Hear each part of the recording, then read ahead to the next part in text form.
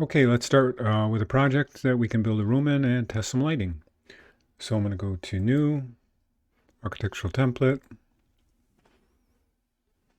and we'll start with a wall tool.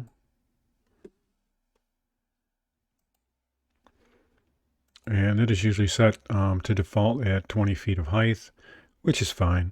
We're just going to stretch out, I don't know, let's say 100 feet of wall or close there, and then I'll come up about 20 feet, come back. This is, imagine this just being a long corridor, and then we'll just put a couple of dividers in here just to kind of like segment off what might be the office that we're going to specifically look at.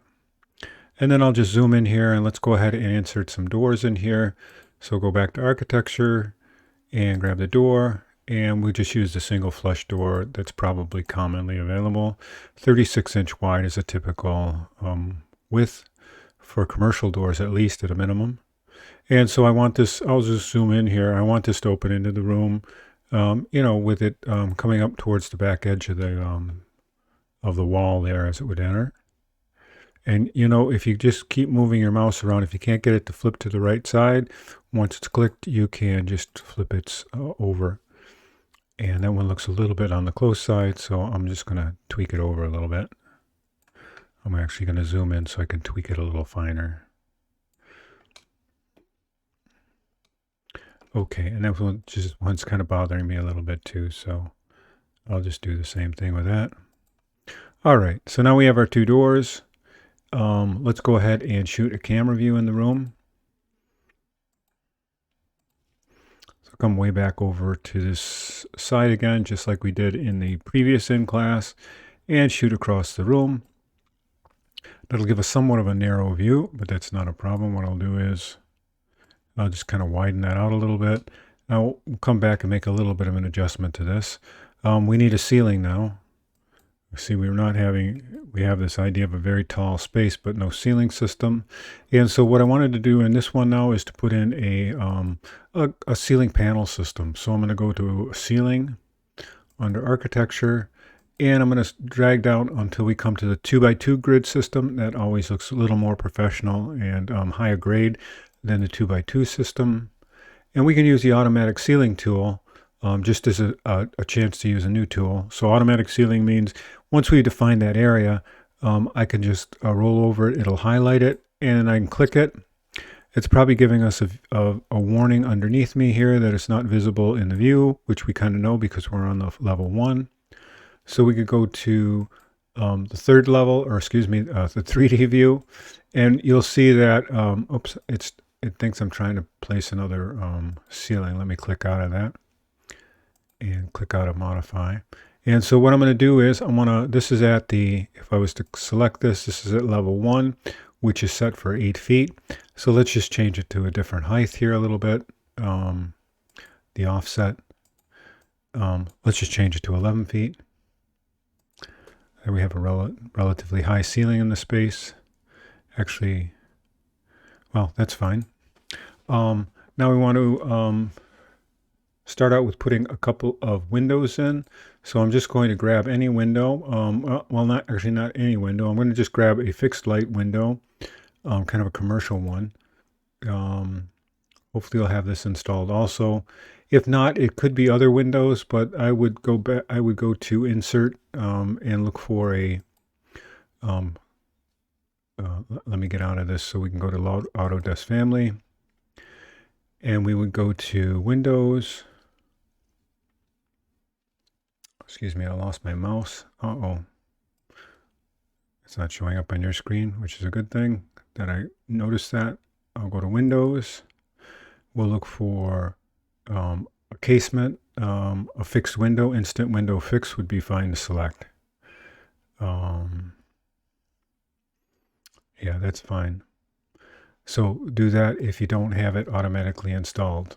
So once again, I'm going to go back to Windows, Fixed.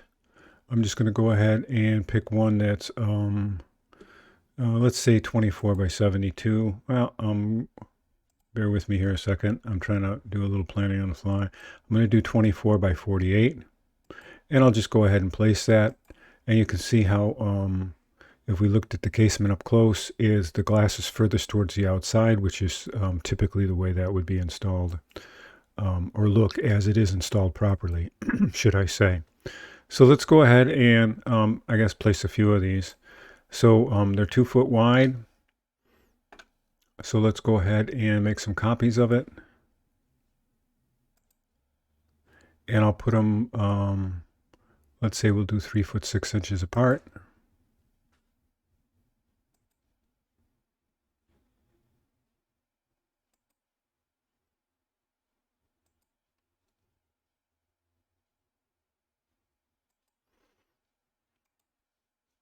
I'll go ahead and look at that from the 3D view. Let me get it to fit on the screen. I'm going to do, zoom extents. And we can go ahead and just do a preliminary rendering of the scene. So one of the things you can now see, we have our acoustical ceiling tiles up on the ceiling where they're supposed to be. We don't have a floor though. So let's go ahead and put a floor in. We'll go to floor, architectural, not really concerned what this floor is at this point. And we'll do this by the pick walls tool.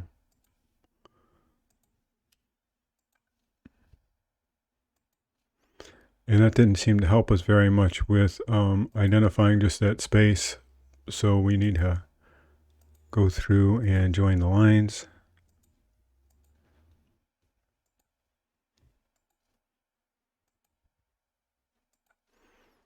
And I'll click complete. We'll go back to the 3D view and starting to look like a more complete room. Let's go ahead now and insert a table. So I'm going to go to, I'm looking for insert, and I'm going to load it from the cloud.